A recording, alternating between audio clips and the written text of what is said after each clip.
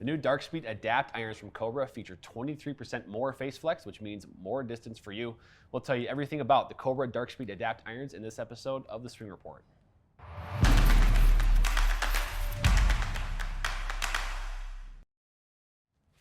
Hey golfers, I'm Drew Mahowald, Second Swing Golf, here for another episode of the Swing Report. Cobra, Jake. Cobra Dark Speed Adapt irons with Jake Montgomery, Master Club Fitter and Fitting Manager at our Minneapolis store. 2 models. It's actually different from Cobra in the past. They've had traditionally just kind of one iron set sort of with their lineup for the year, so to speak. But we've got 2 different ones this year. So Dark Speed Adapt, Dark Speed Adapt Max. I guess your first impression before diving into the tech, how they look, how they might feel. What do you see right away? Yeah, I mean, I'd say the Dark Speed Adapt looks pretty similar to the Dark Speed of last year, which I like. I mean, it's a pretty clean iron for a game improvement style. Definitely a wider sole. I can tell this is going to be a pretty forgiving iron.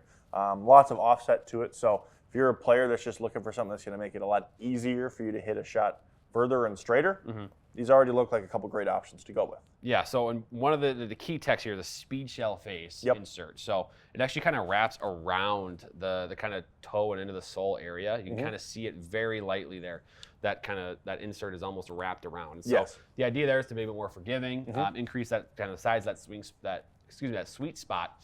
And then also the face flexing that I mentioned, it's going to flex more. And the idea there is that that's going to create more energy transfer, more ball speed, more distance, and more distance is always a good thing for golfers. So, and then also that kind of new PWR-Bridge internal weighting system. They've updated it, lower, more forward, optimizing center of gravity.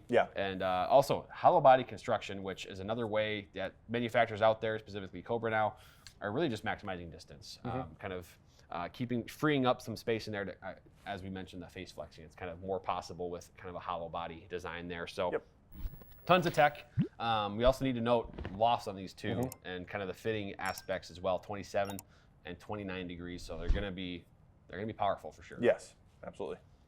Yeah, I'd expect to see a lot of distance out of them. I want to pay attention to what kind of height and spin we're getting for them, as that's very important in an iron fitting, and kind of the difference between the two of them. Yeah, I think it's also worth noting too that just the fact that they have a second model here, I think is going to be good for players that maybe don't get the 27-degree standard Dark Speed Adapt, maybe up high enough or give it a steep enough landing angle. Well, the 29-degree model here with the Max is probably going to achieve that for you. So, all right.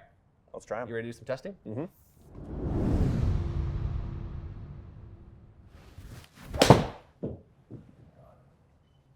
Good swing to start things off here. Wow, that's some distance already. Oh my.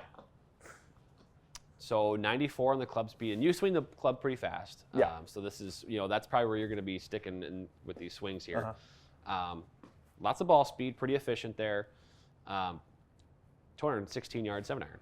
Yeah, I mean, it's a lot. At the club head speed like mine, typically not going to be playing an iron in this strong of loft. Right. But I mean, it's a lot further than my current iron. If you are using an iron with a more retro loft to it and you're looking for a lot more distance, going into something like this is going to add a lot of carry and total distance to your current set. Yeah, because I think we see a lot of players that do, maybe they have an open club face, maybe they cut across the ball, maybe they do both. And they see that the result of that is a ton of spin and they hit it super high in the air and almost they can't control it. That's where an iron like this probably is going to be really good. Because you're going to get the benefits of what Jake just did, which is a ton of ball speed. And, maybe you won't hit it 216 yards like he did, but you're going to hit it further. Yeah, absolutely.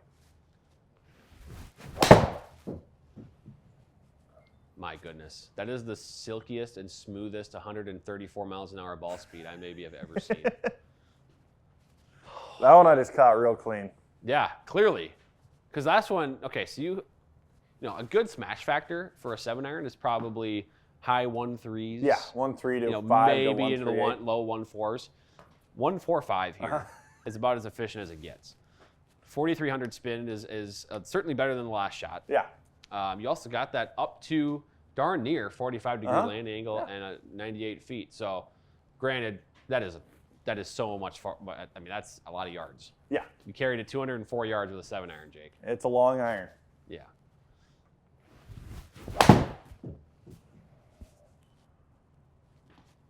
Just leave it on. Okay, so this one kind of almost trapped a little bit on this one.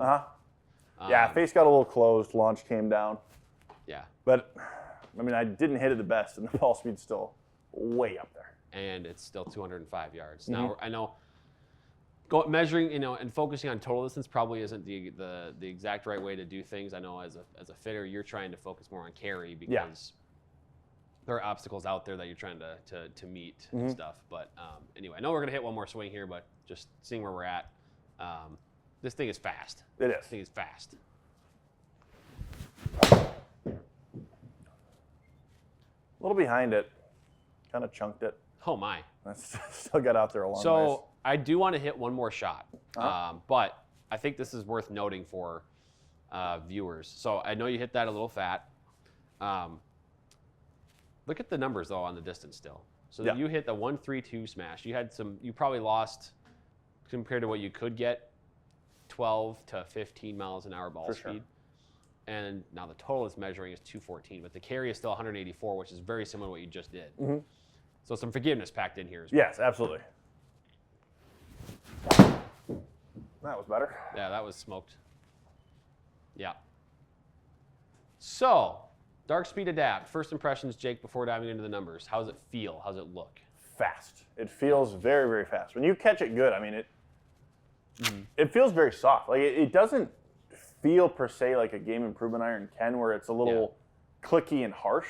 It actually felt pretty soft when you hit it centered. Yeah. I mean, the one where I trapped there and the one before that didn't catch the best, and I could feel that. Yeah. But honestly, for the look of it and kind of the iron it's designed to be, it felt pretty good. Yeah, I think it's worth noting the forgiveness too, because you hit definitely these two shots not as good. And then in terms of total distance, all 5 shots actually ended up being over 200 yards, and most of them are in the 210, 215, 220 range. So that's impressive. Again, this iron is clearly, they're chasing that. You get to 146 smash on this. So it's clearly Cobra is chasing some speed, chasing some distance. For sure. Trying to get you as much energy into the ball as possible with this one, and they've done a really good job with that. Averages here of kind of your 4 best swings. 141 smash, really good. Over 130 ball speed, really good. Yeah. Spin rate is 4,000, which is low. And granted, for you, we've said this before, you're not playing this iron. No.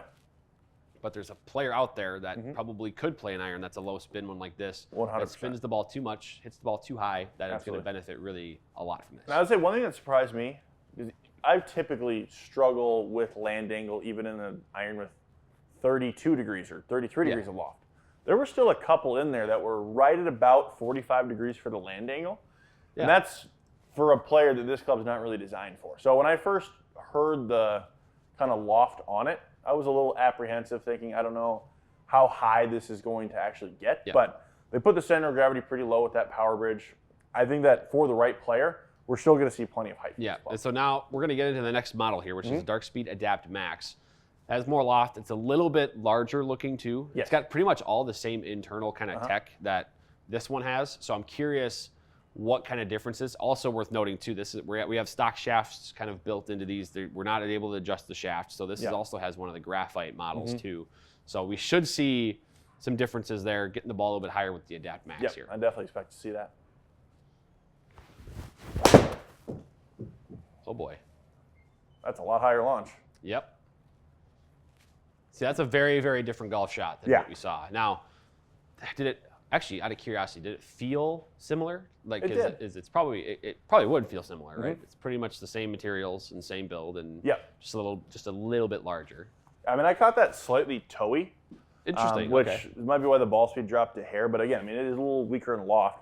But that land angle, that spin rate with the launch, we did not see in the other model at all. Actually, I mean, those numbers right there are really solid. Yeah, I mean, we got a spin rate that's high enough for, the speed and the land angle that you get, right? That ball's going to stop on a green that's a well-maintained green. That ball will stop. For sure.